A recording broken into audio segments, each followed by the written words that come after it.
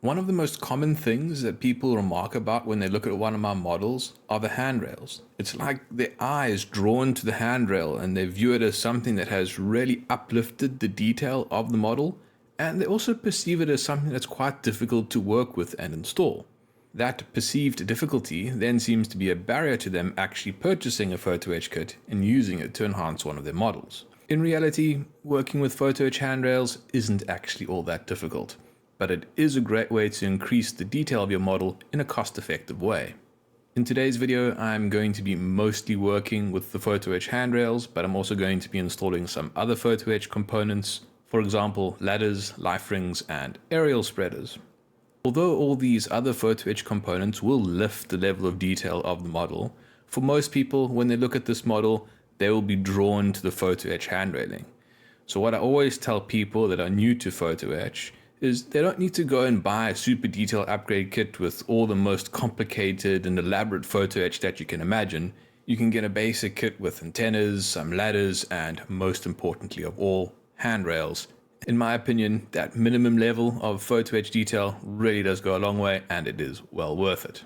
For this very small model, any level of Photo-etch was probably going to be over the top, but I like my Photo-etch, so I did it anyway. I am really happy to have Photo-etch handrails because the plastic ones, you can see they are really chunky. These Photo-etch ones are going to look much better. The first and possibly most important thing that you need to do when it comes to handrails is just plan out how you're going to use them. In a case like this, there are set pieces of handrail that go in specific locations, so you want to make sure that they fit where you think they should go. Planning out how the Photo-etch is going to sit on the model may seem like a bit of an unnecessary step for very simple components, but it does in the long run save you time because it does reduce the number of mistakes that get made, which means there are fewer chances for you to damage these delicate Photo-etch components. After doing the initial test fit and ensuring that the component is in the correct orientation, I impart the first bend. The handrails that have been provided with this kit have not had the corners scored on them. That means you can't just bend them with the fingers and have a nice corner form at that weak spot where it's been scored.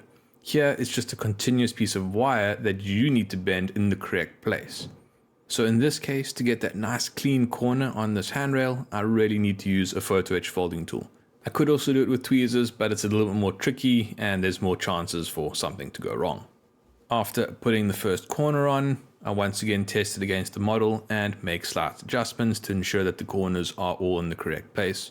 Once I'm happy that the bend is in the right place, I then move on to the next bend and repeat the process. Put the bend in on the Photo-etch folding tool, hold it back up to the model, confirm that everything is lined up correctly, and repeat. To impart the curve on the back of the handrail, you do that by rolling a cylinder over it. I just use the shaft of a screwdriver and place the handrail on my finger and then just gently roll it over my finger. You want a fairly small diameter on that shaft. It certainly needs to be smaller than the diameter that you want to impart onto the handrail, but it can be quite a lot smaller than the actual diameter that you want to go to. It is quite useful to have it quite small because you also want to slightly over curve the handrail. That's because it's unlikely that you're going to be able to get the curve of the handrail to perfectly fit the edge of the deck. So if you over curve it slightly and then pull it back out to meet the edge of the deck, you'll get a much better fit to the curve of the deck. If you undercurve it and then you try and push it in, you're going to get flat spots. That doesn't happen when you go the other way around because that curve is going to distribute the forces as you pull it out so that it matches along the entire length quite nicely. The hand railing for the lower platform is a bit different to the upper platform. It doesn't have any sharp corners on it. That means it can be folded without the Photo-etch folding tool. To create the rounded corners for these handrails, I use the shaft of a screwdriver that I just press into the handrail while it's on my finger. That puts in that gentle curve. Now that the upper and lower platform hand railings have been folded, everything can be prepared for painting. The first thing I'm going to do is spray them all in metal primer. Metal primer is just going to help the paint stick to the components a little bit better, although for small components like this, I don't think it's really necessary. If you don't use metal primer, the paint will be a bit delicate when you first apply it, but after you've covered everything with your gloss varnish, it's going to be very strong and you won't be able to easily remove it even if you didn't use metal primer. While priming and painting the handrails, I also primed and painted all the other metal components that are still left on the fret that came with the kit. I'm also salvaging some ladders from my USS Missouri kit. That's because for some strange reason, the Photo-etch kit came with one fewer ladder than was actually required. I don't know why, there should be 4, they gave 3. So I'm going to replace 2 of them with 2 ladders from this USS Missouri kit, which are actually, in terms of their size, the width of the ladder and the spacing for the rungs, very similar to the ladders for the submarine. Although they are too long and just need to be shortened a little bit. With all the components painted, installation can begin, starting with the ladders because they're going to be more difficult to install after the hand railings are installed. To install them, I place a small drop of medium viscosity superglue on the top rung, place it in contact with the side of the deck, and let it swing down into place. Before the superglue sets, I adjust the position of the ladders, just sliding them along the edge of the deck to make them look symmetrical when viewed from above. After the ladders are installed, I install the lower handrail. This is the easier handrail to install, although not by much, they're basically the same. In both cases, the key is to get this back corner in the correct position.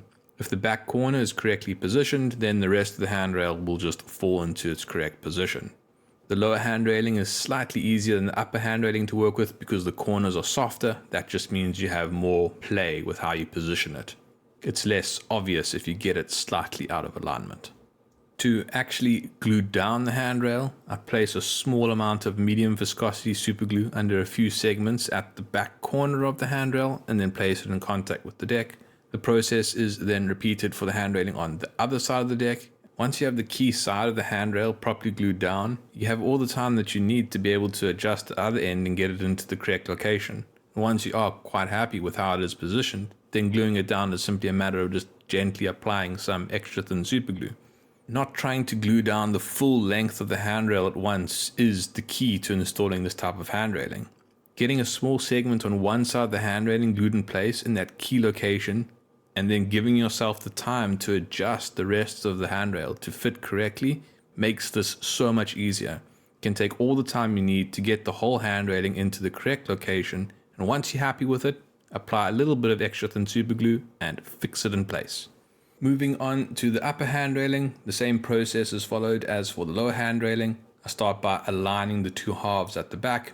You can see that while I was gluing down the hand railing, a small V-shaped gap opened up at the back of it, so I need to close that gap. To do that, I squeeze the 2 stanchions together with tweezers and glue them with extra thin superglue that I apply with a wire. All of this manhandling has deformed the Photo-etch a little bit, so I work my way around the hand railing and touch things up with tweezers. Moving down to the main deck, there are also small sections of handrails that need to be installed here. The 2 larger ones just have a gentle curve on them. These are very easy to impart, but unlike the upper hand railings, these ones do have score lines on them, so those triangular sections at the front and back of them can be easily folded out with your fingers. As before, to install these sections of handrail, I start by applying medium viscosity superglue to a section of the handrail, then put it in place, and then reinforce the bond with extra thin superglue that I apply with a wire. These were much simpler handrails to install.